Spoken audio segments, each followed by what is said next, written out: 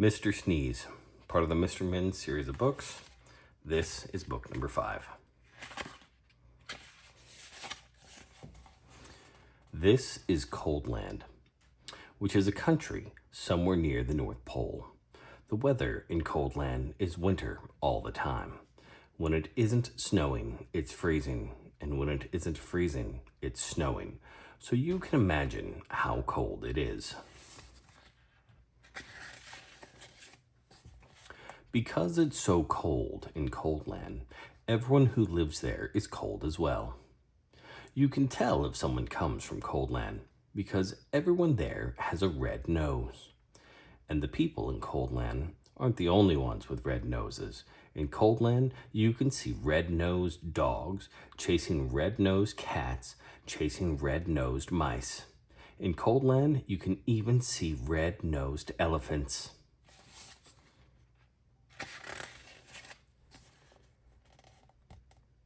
And what you hear most of the time in Coldland is a noise that sounds like this. Achoo! The sound of the sneeze is very common indeed in Coldland.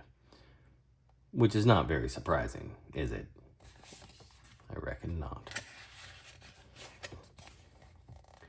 This is the story of Mr. Sneeze, who lived in a small snow-covered cottage in Shivertown, the capital of Coldland. Every morning, Mr. Sneeze woke up, sneezed, got up, sneezed, got dressed, sneezed, went downstairs, sneezed, ate his breakfast, sneezed, and went to work, still sneezing.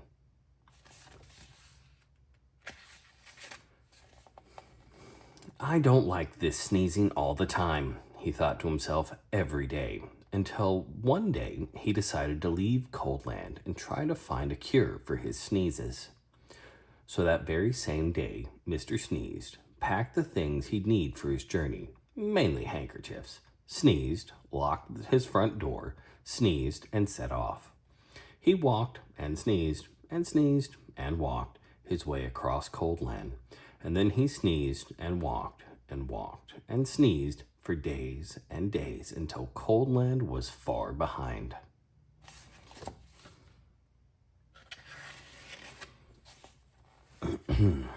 As he walked away from Coldland, he noticed that there was less and less snow, and eventually he walked so far that there was no snow at all. And as he walked, he noticed something else. He wasn't walking and sneezing, he was walking and walking. For the first time in his life, he wasn't sneezing. Not at all, not a bit, not even the tiniest chew.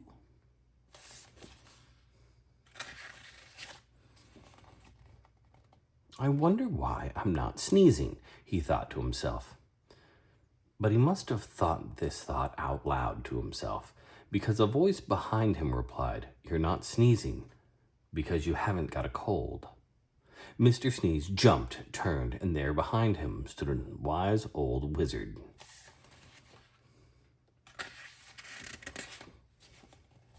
"What's a cold?" asked Mr. Sneeze.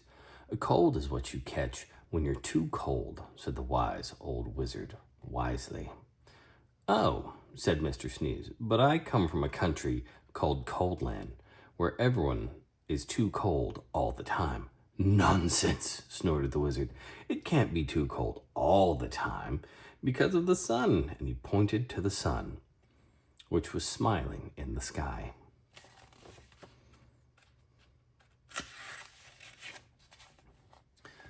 "But we don't have any sun in Coldland," said Mr. Sneeze. "No sun?" exclaimed the wizard. "How extremely extraordinarily extraordinary. We'd better do something about that then, hadn't we?"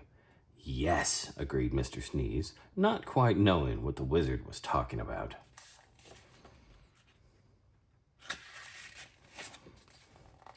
"How far away is this place called Coldland?" asked the wizard. "Oh, it's miles and miles and miles away," replied Mr. Sneeze. "In which direction?" asked the wizard. Mr. Sneeze pointed.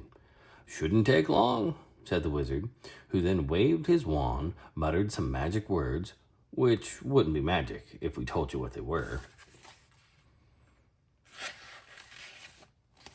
Whatever those magic words were, they worked.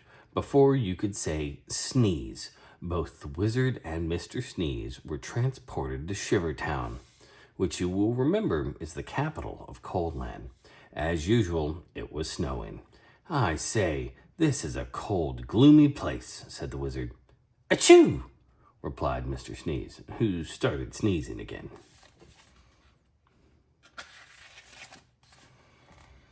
"Coldland certainly needs sunshine," said the wizard, "and that's going to take some rather special magic."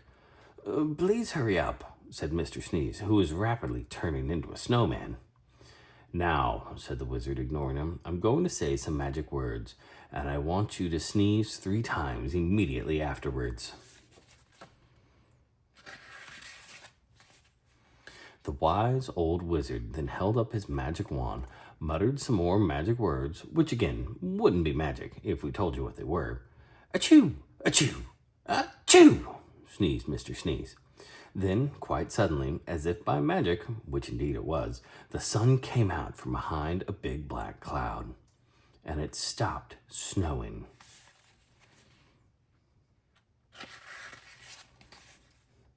"There now," said the wizard, "that should stop the sneezing."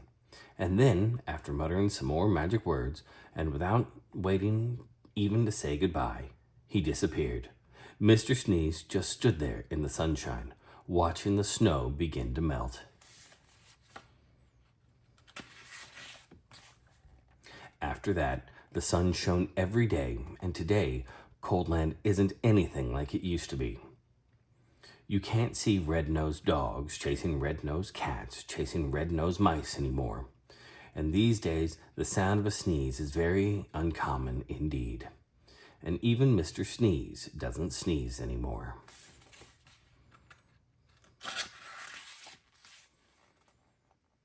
And that isn't the only thing different about Mr. Sneeze. He's discovered himself when he looked in the mirror one morning. Can you see what's different about Mr. Sneeze?